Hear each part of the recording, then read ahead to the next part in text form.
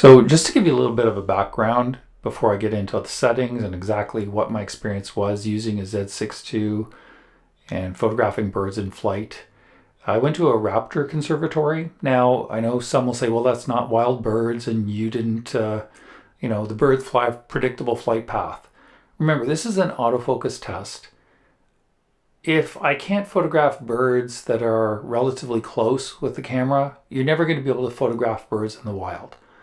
So at the Raptor Conservatory, you're going to see that there was a bald eagle, a snowy owl, red-tailed hawk.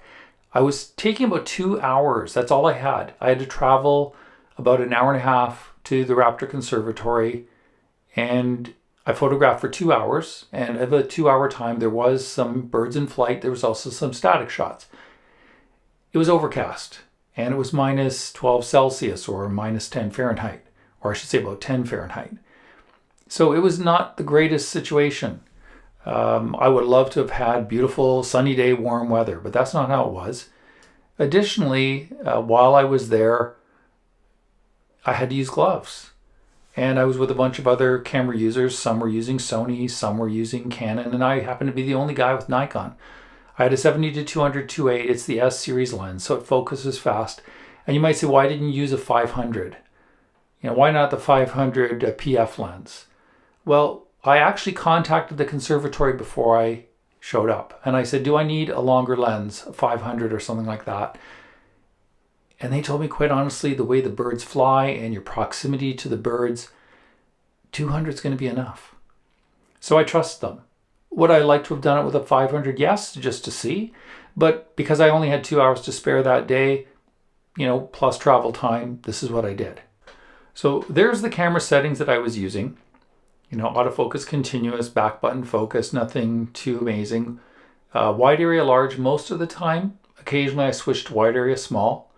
Now here's a key thing, and I'll talk about this as I get into some of the imagery, but the autofocus tracking with lock-on was set to 5. So that slows down the response when something gets in between your subject and your camera, so the camera doesn't immediately jump to the foreground.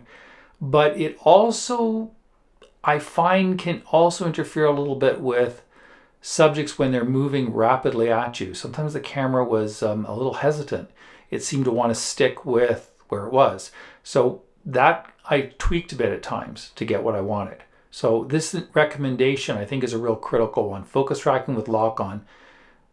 Changing it up, not just sticking with 5, as some say, not just setting it to 1, which makes the camera kind of jittery and jumpy with autofocus, but tweaking it. So if you've looked at my previous video where I go into my menu, I set that up on my record button. I get into my menu and I can adjust it right away without taking the camera away from my eye.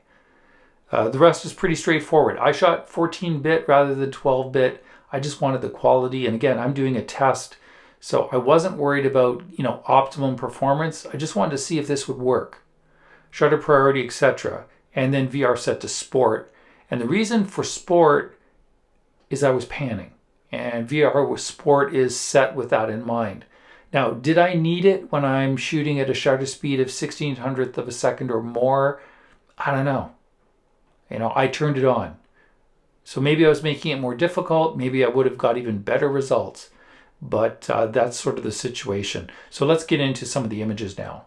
So here's the scene with the bald eagle. Just to give you a little bit of information, the eagle's wingspan is 6 feet, as I mentioned here, and he's about 100 feet away. And you'll see how I calculated that based on the image and the size the eagle takes up in the frame. So I'm wearing gloves, it's cold, was not the greatest situation that we were all shooting in, but we were enjoying ourselves. It was fun overall. So here's a calculation from PhotoPills. Like I say, the eagle in the photos takes about 1/3 of the horizontal view of the frame, that field of view. So since he's 6 feet across, 3 times that, about 18 feet. So that's how I was able to calculate that he was about 100 feet away to start with. Now you could say, well, wait a minute, if you had a 500, what would be the situation? How far away would the eagle be? What would you, be starting with? And the starting point for the eagle is going to be about 250 feet away. Photopills again showing me the calculation for about an 18-foot horizontal field of view, 250, and the Eagle would look the same. Now the background compression would be different, obviously. It'd actually be a little bit better, I think, with the 500, but nonetheless, this is how we started things off. Here's the sequence, just a very initial sequence. You can see that Eagle coming at me, and it's just, you know, it's only 7 frames. I'm not going to put all kinds of frames up there, but just to give you an idea, the Eagle is, as I said, about 100 feet away. You can see when his wings are expanded, you know, he's flapping, that it's about 1/3 of the width of my frame. So he's coming at me, and the camera is tracking him at 100 feet.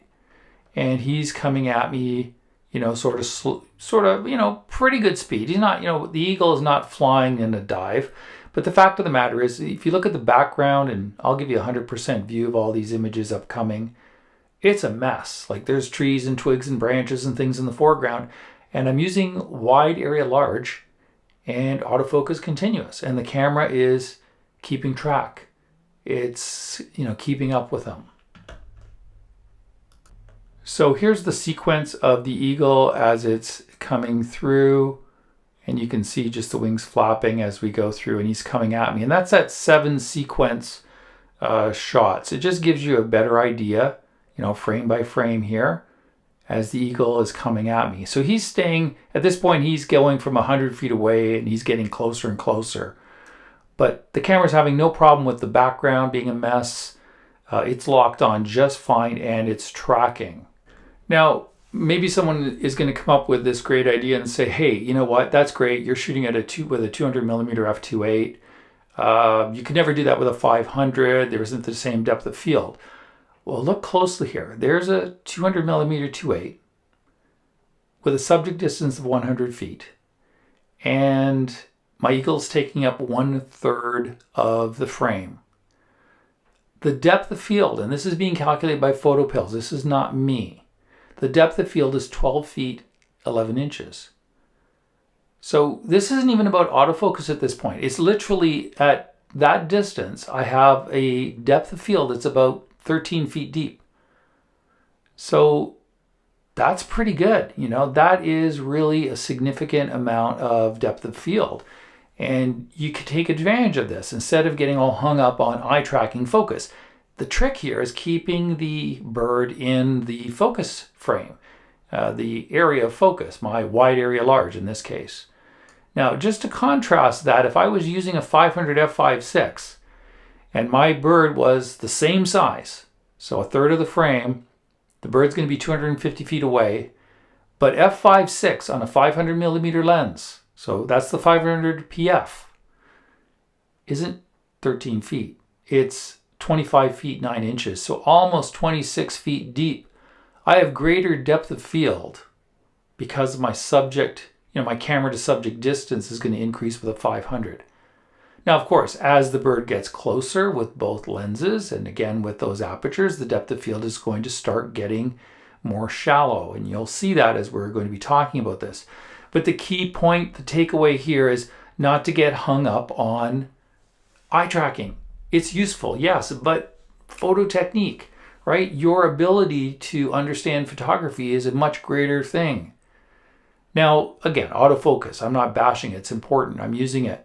You'll see in this next image that there's the Eagle at 100%. There's those same 7 frames.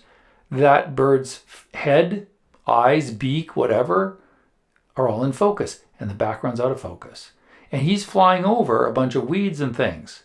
So I was able to get all those shots in focus. Now there's more. I'm not going to go through, you know, 30 shots in a row, but I'm giving you that situation at that distance. Now we're going to look at some more examples, of course.